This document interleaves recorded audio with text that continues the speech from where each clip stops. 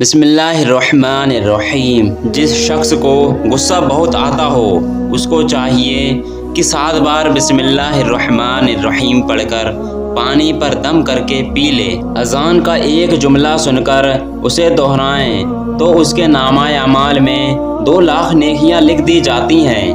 نکاح میں تاخیر جینا کا سبب بنتا ہے اور اس کا عذاب بالغ پر ہوتا ہے۔ عورت کا نامحرم مرد کے ساتھ ملائم گفتگو کرنا داخل بدکاری ہے۔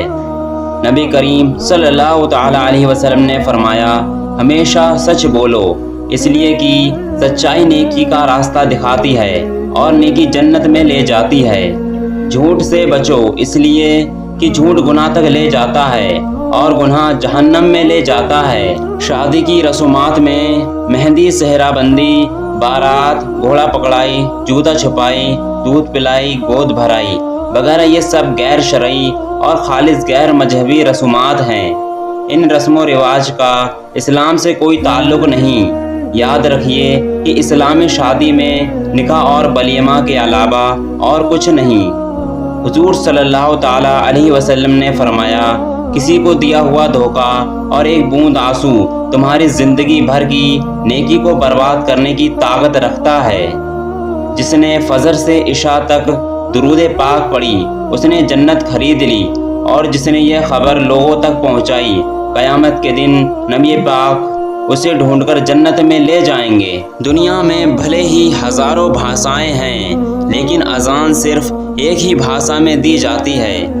الحمدللہ جن گھروں میں صبح کے وقت قرآن پاک کی تلاوت ہوتی ہے ان کے گھر آسمان والوں کے لیے یوں چمکتے ہیں جیسے زمین والوں کے لیے ستارے۔ جو بندہ غصے میں گالیاں دیتا ہے، حضرت علی نے فرمایا، قبر میں اس گالی کے بدلے ایک بچھو بنتا ہے۔ جنہوں نے پتھر کو کلمہ پڑھایا، سورج کو واپس بلایا اور چاند کے 2 ٹکڑے کیے، انہی کا نام محمد صلی اللہ علیہ وسلم ہے۔ اگر روزی کا تعلق ڈگریوں سے ہوتا تو ان پڑھ لوگ بھوکے مر جاتے، لیکن روزی دینے والی ذات اللہ کی ہے۔ کعبہ شریف ایک ایسی جگہ پر ہے جن کے اوپر سے آج تک کوئی ایئر لائن کا جہاز یا کوئی پرندہ نہیں گزرا۔ قدرتی طور پر اس کی ڈائریکشن ایسی ہے کہ چاند اور سورج بھی اوپر نہیں ہو سکتے۔ قرآن اور سائنس نے پروف کیا ہے کہ پوری دنیا کا سینٹر وہ جگہ ہے جہاں خانہ کعبہ ہے۔ سبحان اللہ۔ روزی کماتے کماتے آج ہم لوگوں کے پاس اتنا بھی ٹائم نہیں ہے کہ روزی دینے والے کو سجدہ کر سکیں۔ حضور صلی اللہ تعالیٰ علیہ وسلم نے فرمایا، مہمان اپنا رزق لے کر آتا ہے اور کھلانے والوں کے گناہ لے کر جاتا ہے، ان کے گناہ مٹا دیتا ہے۔ 3 باتیں ہمیشہ یاد رکھو۔ نمبر 1 اللہ دیکھ رہا ہے، نمبر 2 فرشتے لکھ رہے ہیں، نمبر 3 موت ہر حال میں آنی ہے۔ وہ شخص اپنے اوپر بہت ظلم کرتا ہے جو پورے دن اور رات میں ایک بار بھی استغفار نہیں کرتا۔ جانتے ہو صبر کیا ہے؟ جب انسان پوری طرح ٹوٹ جائے اور پھر اس کے دل سے آواز آئے، دیکھنا ایک دن اللہ سب ٹھیک کر دے گا۔ قرآن میں اللہ تعالیٰ فرماتا ہے، زمین پر اکڑ کر مت چلو، کیونکہ نہ تو تم زمین کو پھاڑ سکتے ہو اور نہ تنک چلنے سے پہاڑوں کی بلندی تک پہنچ سکتے ہو۔ حضور صلی اللہ تعالیٰ علیہ وسلم نے فرمایا، جب اذان دی جائے تو ہر کام چھوڑ دو، یہاں تک کہ قرآن پڑھنا بھی چھوڑ دو۔ جو شخص اذان کے درمیان بات کرتا ہے تو موت کے وقت اسے کلمہ نصیب نہیں ہوتا۔ نماز کی پابندی کیجیے، کیونکہ نمبر 1 نماز سے رحمت نازل ہوتی ہے، نمبر 2 نماز سے گناہ معاف ہوتے ہیں، نمبر 3 نماز اندھیری قبر کا چراغ ہے، نمبر 4 نماز سے روزی میں برکت ہوتی ہے، نمبر 5 نماز عذاب قبر سے بچاتی ہے، نمبر 6 نماز جنت کی کنجی ہے، نمبر 7 نماز پل صراط کے لیے آسانی ہے، نمبر 8 نماز جہنم کی آگ سے بچاتی ہے اور نبی کی آنکھوں کی ٹھنڈک ہے۔ نبی کریم صلی اللہ تعالیٰ علیہ وسلم نے ارشاد فرمایا، جو شخص رات میں وضو کر کے سوئے ایک فرشتہ اس کے پاس رات گزارتا ہے۔ جب وہ شخص اٹھتا ہے تو فرشتہ کہتا ہے، اے اللہ اپنے فلاں بندے کی مغفرت فرما دے کیونکہ وہ وضو کر کے سویا ہے۔ آباد رہے وہ شخص جو حدیث سن کر آگے پہنچائے۔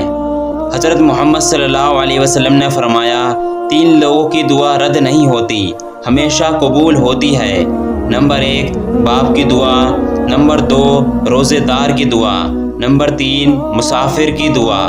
کھانے کے بعد شکر ادا کرنے کی فضیلت۔ رسول اللہ صلی اللہ تعالیٰ علیہ وسلم نے فرمایا کھانا کھا کر جو اللہ کا شکر ادا کرتا ہے وہ روزہ رکھ کر صبر کرنے والوں کے برابر ہے۔ اگلے صف میں نماز ادا کرنے کی فضیلت۔ رسول اللہ صلی اللہ تعالیٰ علیہ وسلم نے فرمایا اللہ تعالیٰ اور اس کے فرشتے پہلے صف پر رحمت بھیجتے ہیں اور مؤذن کے بلند آواز کے باقدر اس کی مغفرت کر دی جاتی ہے۔ خشکی اور تری کی ہر چیز اس کی آواز کی تصدیق کرتی ہے اور اس کے ساتھ نماز پڑھنے والوں کا ثواب اس کو بھی ملتا ہے۔ عرفہ کے دن روزہ رکھنے کی فضیلت۔ رسول اللہ صلی اللہ علیہ وسلم نے فرمایا عرفہ کے دن روزہ رکھنا 1 سال سے اگلے سال تک کے پچھلے گناہوں کو معاف کر دیتا ہے۔ جان رکھو آپ کو بتاؤں پھر جان سے زیادہ پیاری چیزوں کے لیے آزمائش کیوں آتی ہے؟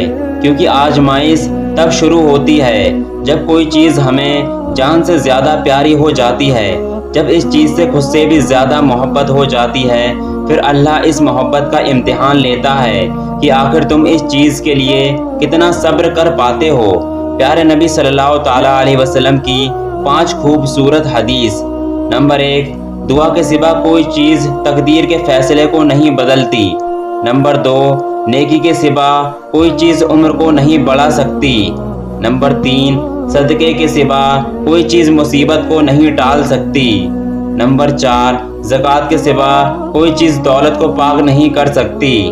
نمبر 5 اللہ تعالیٰ اس شخص سے بہت محبت کرتا ہے جو حدیث پڑھ کر اسے دوسروں تک پہنچائے۔ حضرت علی فرماتے ہیں میں جنت کے شوق سے عبادت نہیں کرتا، یہ تجارت ہے، اور نہ ہی جہنم کے خوف سے کرتا ہوں، یہ غلامی ہے۔ میں صرف اور صرف اس لیے عبادت کرتا ہوں کہ میرا رب عبادت کے لائق ہے۔ اللہ سے مانگو نہ ملے پھر مانگو، نہ ملے رو کر مانگو، پر مانگتے رہو، وہ دے گا وہی دے گا، کیونکہ صرف وہی دینے والا ہے۔ ایک غلطی ہو جائے تو لوگ بات نہیں کرتے، اور ہمیشہ اتنا گناہ ہونے کے بعد اللہ ہمارا رزق بند نہیں کرتا۔ دنیا کے تمام مرد اگر اندھے بھی ہو جاتے ہیں پھر بھی عورت پر پردہ فرض ہے، کیونکہ یہ حکم اللہ کا ہے۔ وضو دنیا کا وہ واحد سستا سینیٹائزر ہے جو وائرس کے ساتھ ساتھ گناہوں کو بھی صاف کرتا ہے۔ قرآن کی طاقت سورہ یاسین تمام خواہشوں کو پورا کرتی ہے، سورہ رحمان چہرے پر نور لاتی ہے، سورہ باقیہ رزق میں کسادگی لاتی ہے۔ نبی پاک صلی اللہ تعالیٰ علیہ وسلم نے فرمایا بخار جہنم کے بھاپ کے اثر سے ہوتا ہے، اسے پانی سے ٹھنڈا کر لیا کرو۔ عدت شوہر جیسی عظیم نعمت چھن جانے پر عورت کو چاہیے کہ عدت گزارے، کیونکہ یہ دن اس کے غم کے دن ہیں۔ جو نماز نہیں پڑھتا وہ سکون کا مطلب نہیں جانتا۔ پیارے دوستو یہ خوبصورت باتیں آپ کو کیسے لگیں کمنٹ میں لکھ کر بتائیں۔ اگر ہماری ویڈیو اچھی لگی ہو تو ویڈیو کو لائک کریں اور ایسے سچے واقعے سننے کے لیے چینل کو سبسکرائب کریں۔